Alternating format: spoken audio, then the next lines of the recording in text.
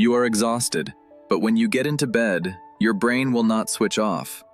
You are gaining weight around your middle, even though your diet has not changed.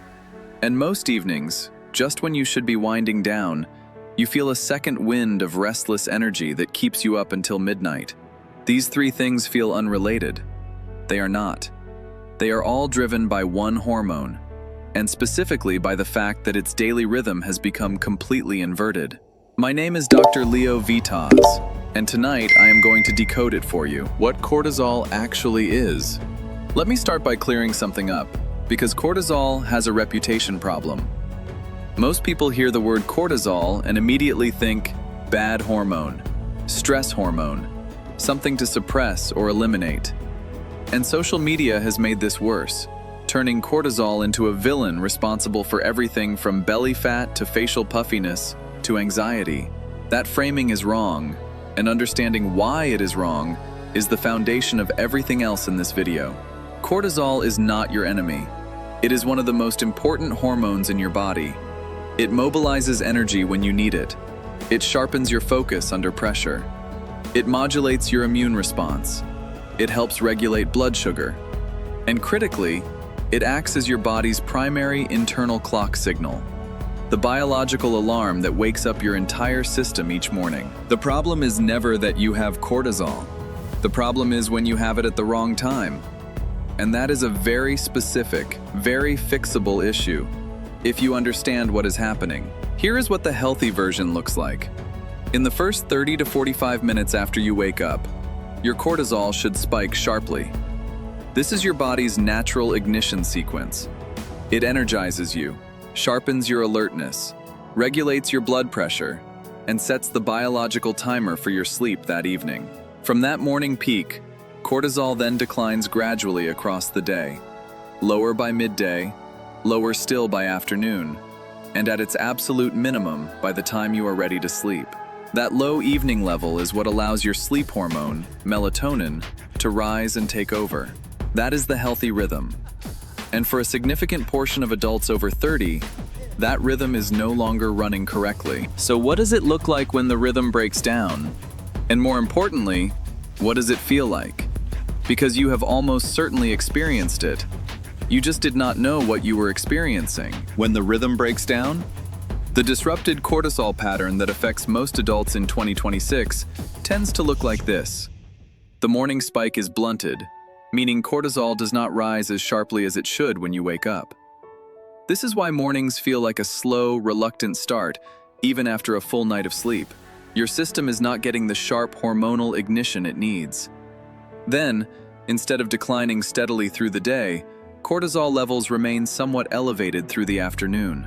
This is the physiological basis of the afternoon fog so many people experience. Cortisol at the wrong level for the time of day, keeping your stress response mildly activated when it should be settling. And then in the evening, when cortisol should be at its lowest, it does not drop the way it should. Instead, it stays elevated, or in some cases actually rises. This is the biological explanation for the wired but tired state. Your body is physically exhausted, but the hormonal signal that allows your sleep system to activate is being blocked by cortisol that should have cleared hours ago. This inverted or flattened rhythm does not happen overnight, and it is not usually caused by one dramatic event. It develops gradually, driven by an accumulation of modern lifestyle factors that your stress response system was simply not designed to handle indefinitely. Now, I want to be very clear about something. This disrupted rhythm is real. It is well documented in the scientific literature, and its effects on energy, weight, and sleep are genuinely significant. However, this is different from something called adrenal fatigue, which you may have heard about online. Adrenal fatigue, the idea that your adrenal glands simply wear out from too much stress, is not a recognized clinical diagnosis. The adrenal glands do not tire out in that way. What actually happens is more specific and more treatable. The signaling system in your brain that controls cortisol release becomes dysregulated. The glands themselves are fine. The rhythm is not. In a moment, I am going to show you exactly which daily habits are driving this rhythm disruption, and several of them will surprise you. But first, I want you to understand what this broken rhythm is actually doing to 3 specific systems in your body. What a broken rhythm does to your body? When cortisol rhythmicity is disrupted, the effects are not limited to feeling stressed. They cascade across your metabolism, your sleep, and your body composition in ways that are concrete, measurable, and directly relevant to how you feel every day. What it does to your energy? Cortisol is one of your body's primary energy mobilization signals. When the morning spike is blunted, your cells do not receive a clear signal to shift into high energy mode. The result is that dragging, effortful quality to mornings that many people treat with caffeine, which temporarily mimics the cortisol spike, but creates its own downstream rhythm disruption.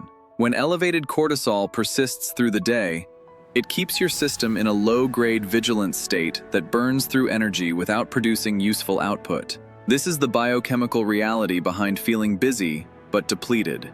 What it does to your sleep? Cortisol and melatonin operate on a seesaw.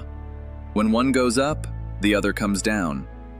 In a healthy rhythm, cortisol drops sharply in the evening, which creates the chemical space for melatonin to rise and trigger genuine sleepiness. When evening cortisol stays elevated, melatonin is suppressed. You can be physically exhausted and yet biochemically unable to fall asleep, or unable to reach the deep, restorative stages of sleep that actually restore your energy. Poor sleep then elevates the following day's cortisol further, and the cycle becomes self-reinforcing. What it does to your body composition? This is the one that surprises most people. Chronically elevated cortisol has a very specific effect on fat storage. It preferentially directs fat toward the abdominal area, specifically the deep visceral fat that surrounds the organs. This happens through a mechanism involving cortisol's relationship with insulin.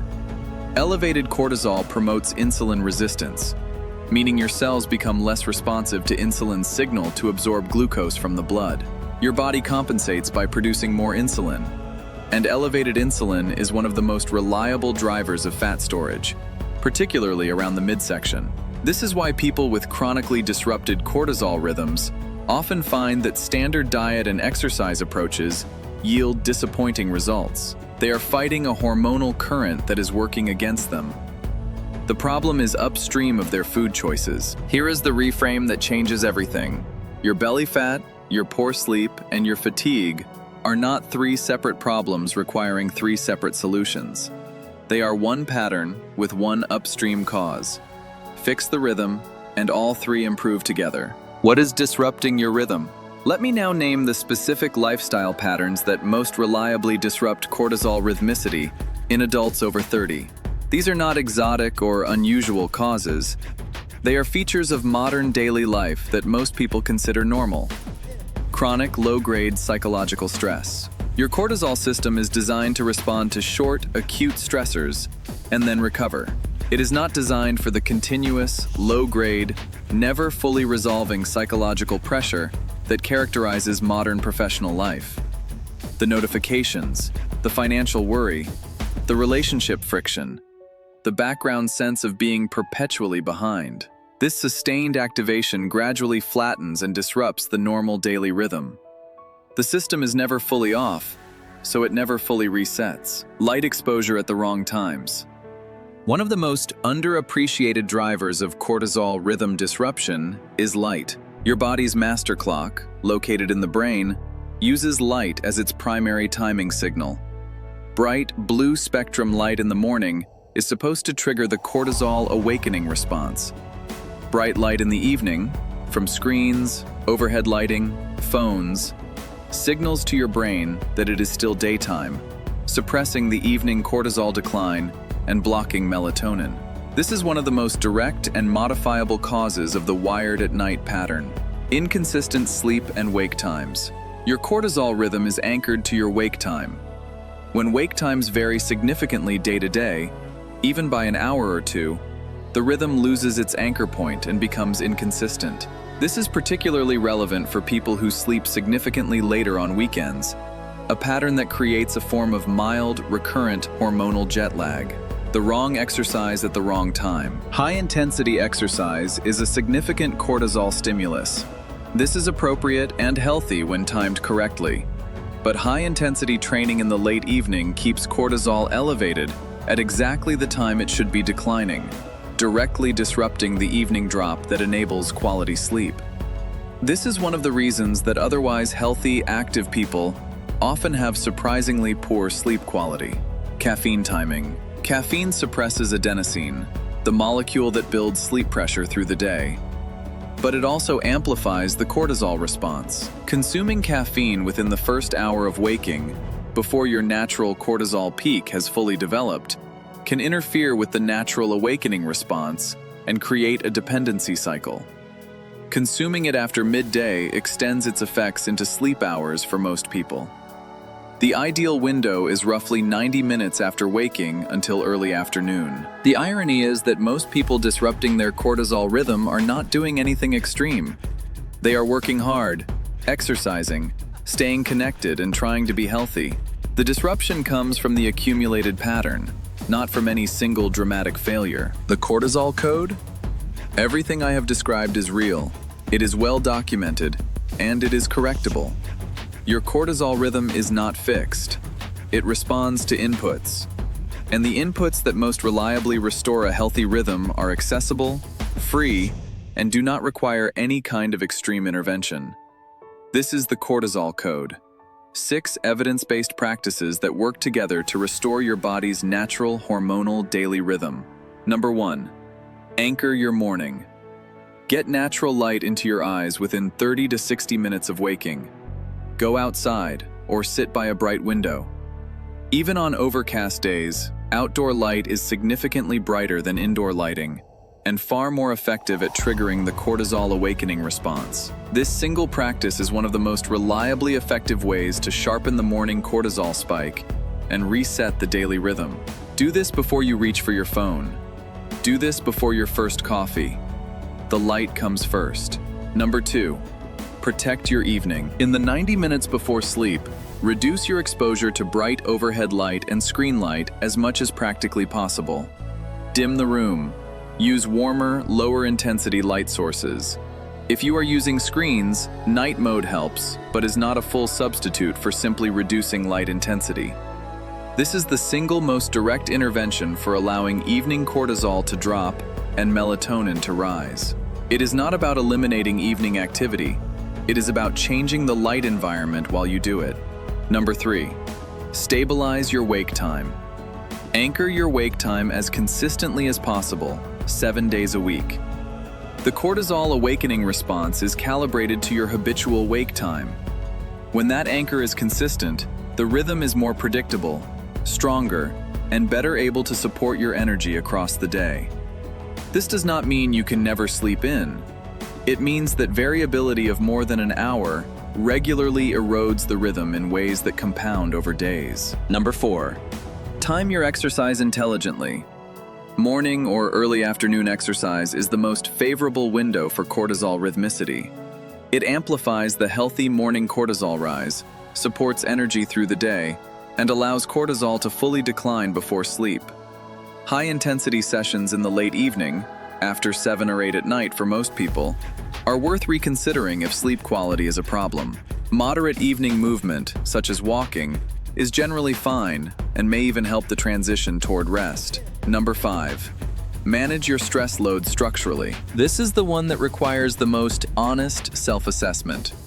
Individual stress management techniques, breathing exercises, meditation, time in nature, have real evidence behind them and are worth practicing. A study found that spending just 20 minutes in a natural outdoor setting significantly reduced cortisol levels compared to the same time spent in an urban environment. But technique alone will not fully correct a cortisol rhythm that is being continuously disrupted by an unsustainable life structure. The honest question is not only, am I practicing stress management? It is my overall stress load something my biology can sustain? Number 6. Eat in alignment with your rhythm. Food is a timing signal for your body's hormonal systems. Eating most of your calories earlier in the day, avoiding large meals in the 2 to 3 hours before sleep, and keeping reasonably consistent meal times all support cortisol and metabolic rhythm.